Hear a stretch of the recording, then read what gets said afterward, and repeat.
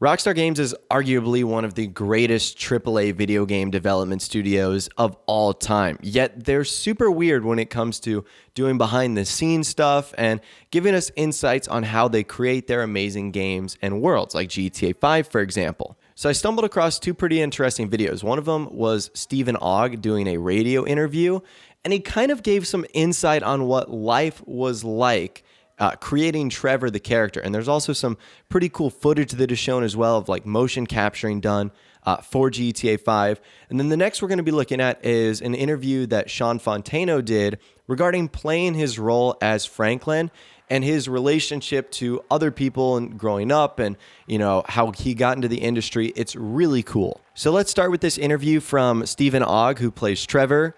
And once it's done, I'll come back for a little commentary and let you guys know what I think about it as well. The voice acting thing, I mean, it was a motion capture performance. The entire thing was motion captured. So the voice work was really only done near the end when we got into a studio and did right into a mic for some of the car scenes where we're just talking. I was wondering how this works because it's sort of it's very realistic animation that we see in Grand Theft Auto 5. So what does motion capture mean? Motion capture is you're basically in almost a spandex suit that you wear, which is for some flattering and for others not so flattering because there's nothing really to hide. And you're covered in these reflective balls, essentially, all over. These little tiny, like marbles, all over you. On your head, you have a helmet, and you've got these bars with a bright light and a camera right on you. So that's right in your face. So even when you're talking, like if we were doing this scene motion capture, we would be suited up, we would be in seats, we'd have a table, we'd have a mic, and we'd be talking to each other through these sort of, you know, bars and cameras. And then we've got our fingers, we've got our toes. And what you can see up on the screen is your actual, I used to call it my avatar. They didn't like when I said my avatar, but I was like, that's my avatar. You can see everything. Why didn't they like it? I don't know. I have no idea. I never asked. I just, whatever. So it is 100% acting. Every 100% bone acting. of your body, right? Oh, yeah. For those who haven't played Grand Theft Auto 5, and this is a really interesting character that you play. Not a particularly Sweet one. Yeah. Can you describe Trevor for people? How would you describe him? Troubled. He's troubled. I mean, he's. I tried to do things like the loyalty. I mean, he does have a loyalty. He does have a sense of humor. However dark and sick and twisted it is, there is humor in him. I mean, which is, you know, when people say, "Oh, I found myself laughing and a little uncomfortable laughing," I'm like, "Okay, great. I did my job as far as I'm concerned." Didn't want to make him this one-note psychopath. But he's, you know, yeah, he needs that rush. He needs the rush of the be it the drugs or the crime or whatever that fuels him. But he's also incredibly loyal to those around him. If you cross him, he'll.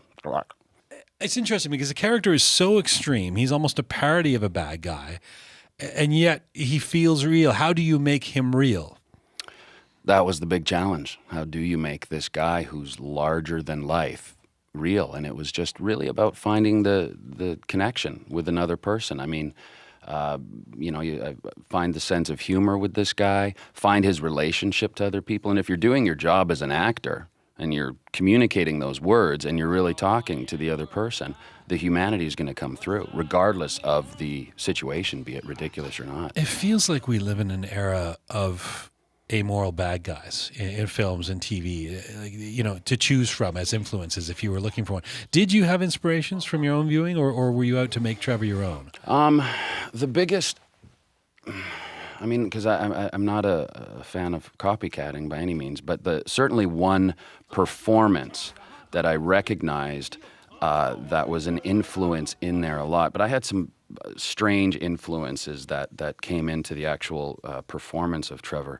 But Tom Hardy in the movie Bronson, the movie itself, that sort of glorified, I felt, this terrible man, Bronson. I loved the film, but it was somewhat of a glorification. But that performance that Tom Hardy gave had that larger-than-life theatricality to it, but there still was this humanity and sense of humor, even though I didn't like the guy.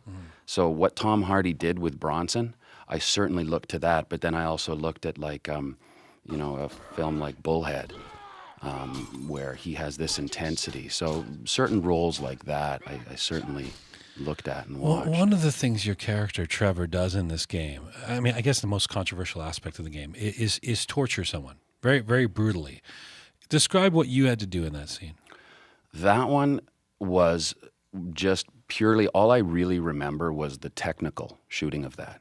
I mean, you know, the only difference with all these mediums, TV, film, theater, video games now, is the technical aspect.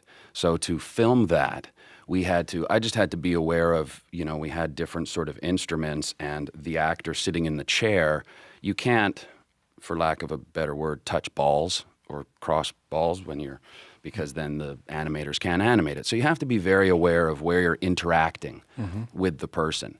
So in that particular scene, and then you have dialogue. So I'm just thinking about, okay, how can I get it in there without crossing so that the animators can do their job? So I'm sort of thinking of the whole team and the technical aspect. You're not necessarily thinking you tear a guy's teeth out with pliers, you waterboard him, you break his kneecaps. I'm not thinking like, oh, what are the social ramifications of this? You don't have a discomfort in acting that. No. Kind of thing. All right, so two things I thought were awesome from this interview. One was to see like the little bits of motion capture footage that were included here. I thought that was awesome. It just goes to show you how even the simplest things, from trailers to GTA 5, were made. And then obviously Stephen's experience making Trevor too. And that was the next thing I wanted to talk about. They really touched on the controversial torture scene. And Stephen Ogg said he really didn't even think about it at the time. He was worried about putting on a good performance, making sure he was interacting well with his castmates and other crew members. So I thought that was really awesome. Gave a lot of insight on how GTA 5 was made. Now let's go on to the next interview that features Shawn Fonteno, who obviously plays Franklin. So let's dive into that right now. And I'm currently the video game actor for Grand Theft Auto 5. I play the character Franklin.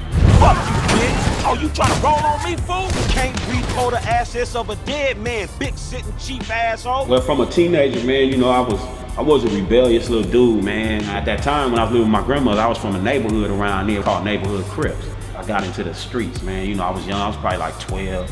But you can pull a lot over on your grandmother and your grandparents than you could over on your parents. A little bit of trouble when they're young. You know, we lived through all of the trouble part of it. I can honestly say that I know what it feels like to be on both sides of the guns, you know what I'm saying? That's what I went through in my life, man. From coming from selling drugs and gangbanging, being in the worst shit in my life, well, I call it hell. Los Angeles approach control, this is Cessna 0281 Echo 119.3, over.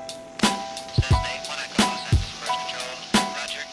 I was classified at that era as a baller. Everything. You know, you already know. Birds, money, Lolos, SS Impalas. Now this right here is the house I grew up in, man, 374. It look a lot better than what we had, man, you know what I'm saying? When the bullshit came, man, when this is where it came from. Before that, man, you know, I was just a normal little kid. Just crazy, man. I got so many memories right there, man, selling crack, shootouts, motherfucker try to kick the dough in on me and my moms and my sister. A lot of shit came from this house to that house, man. We used to stand out with guns right there, guns right here. When motherfuckers come up the street, major shootout, man. Non-stop, dude. You ain't nothing but a punk. I got Young Melee, man. Y'all know who Young Melee is, man. The world know who this motherfucker is, man. It's the nigga, man. Tell him who you is, nigga. CJ from San Andreas. What's up, y'all? What's up, CJ? Live and direct. CJ and Franklin up in this motherfucking real life shit, though. When I got this job, it was unexpected. DJ Pooh called me, man, and just come through, come read. When I went up there to go read for it, I didn't know what it was. It was some other name on there. And I said, man, it's for a 23, 22-year-old dude, man. I'm seeing all these young dudes in line reading for this character. I'm like, man, I ain't got this, man. This ain't for me, man. But I still went and did it. I just was being a real me when I read the lines. So you giving me a lecture about not being a good enough gangbanger? 2 weeks after that, they got called me back for another reason. And 2 weeks after that, shit, December time, man, 3 years ago, they was calling me talking about, hey, how would you feel to be in a video game?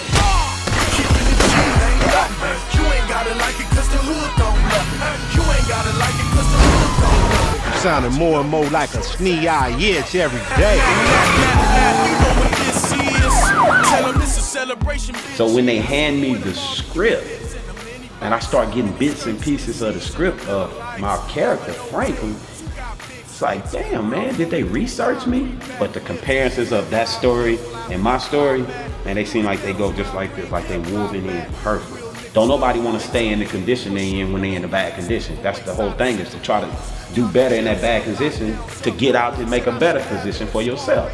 So that's the Franklin role, man. Franklin it felt just like me. I'm trying to find my way to heaven, you know, to a better place, to get up out of the bullshit, climb up out of the roughness of it. And that's what Franklin's doing, man. I thought we was trying to get out of this bullshit. People call us voice actors. We're beyond voice actors, man. I stress this strongly, man. We are performers. We are actors. We gave them characters life. We wasn't just sitting in the booth reading the paper and watching the character do stuff. No, we had to work in a place, an environment like this.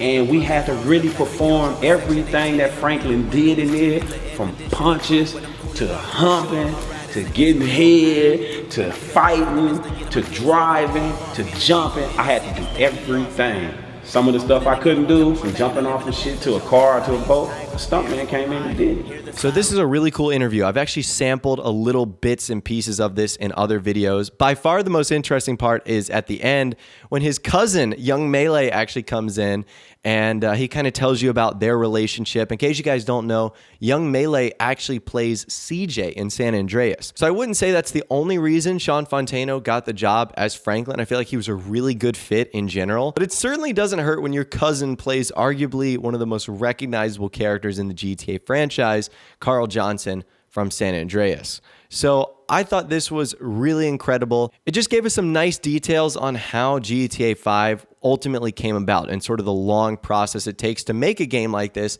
And it sort of gives you a greater appreciation for not only what Rockstar has to do, but what these voice actors have to do as well. I think it's pretty amazing what they do to ultimately get these games made and to make the final product that we see when it's all said and done. So I thought this was pretty cool. If you learned a thing or two, let me know what you learned in the comments down below. I'd love to hear from you guys down there. If you did go on to enjoy this video, though, a like rating would, of course, be awesome. And also subscribe to my YouTube channel if you are new or you like daily GTA 5 videos like this. With all the way, guys, like I said, thanks so much for watching. Take care, and I'll see you guys in the next video.